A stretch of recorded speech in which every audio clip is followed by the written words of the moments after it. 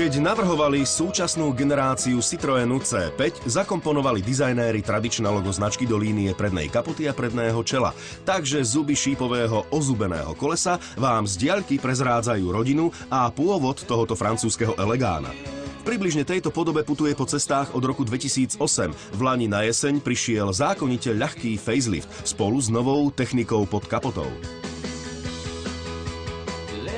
Kombiverziu, v tomto prípade nazývanú Tourer, istotne nemožno označiť za výlučne pracovné auto pre obchodníkov. Francúzsky šarm sa tu prezentuje jemnými líniami, rozhodne nemáme pred očami hranatú krabicu.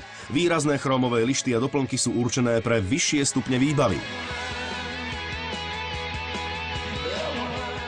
Interiér v tejto edícii vyzval na súboj tradičné nemecké značky.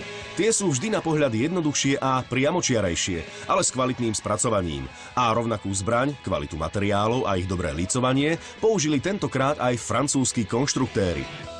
Pamäť na polohu elektricky nastaviteľného sedadla vodiča a rovnako aj tempomat už do auta tejto kategórie jednoducho patria a Francúzi ich aplikujú. A rovnako sú poznávacím prvkom francúzskych automobilov pohodlné sedadlá s mäkším nastavením. V hornej časti stredného panela je displej s navigáciou aj inými prevádzkovými informáciami. Zaujímavým dizajnovým prvkom je strieborná pozdĺžná lišta na palubovke. Prístroje sú kryté mohutným štítom. Z interiéru žiari pohoda a elegancia. Špecialitou tejto značky je hydraulické pruženie. V strednej a vyššej kategórii Citroenov pomerne bežné, v novej C5 tiež. Ale ak sa rozhodnete pre základnú, najlacnejšiu výbavu, budete mať klasické pružiny. Lenže Citroen bez hydrauliky, večná škoda.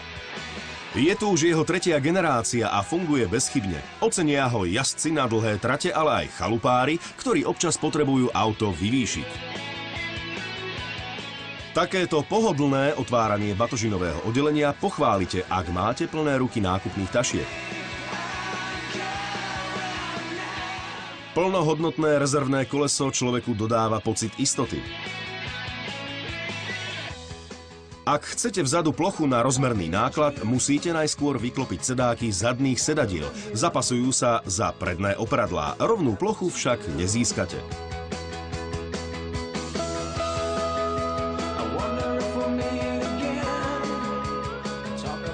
Novinkou v portfóliu je turbodízlový motor s klasickým objemom 2 litre, ale načipovaný na vyšší 120 kW maximálny výkon.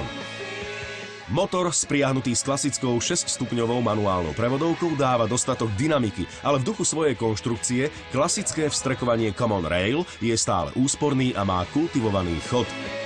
Jeho prednosti oceníte v prípade rýchlejšej akcelerácie. 340 Nm zaberá už od 2000 otáčok. Pneumatické pruženie Hydractive 3 sa postará o plavný pohyb aj na nekvalitných cestách. Pasažierov hýčka mäkkou pohodou.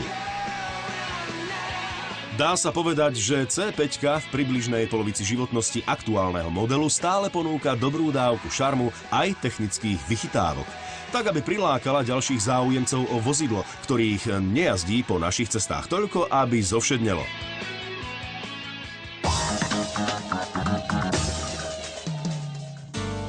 Vyspelosť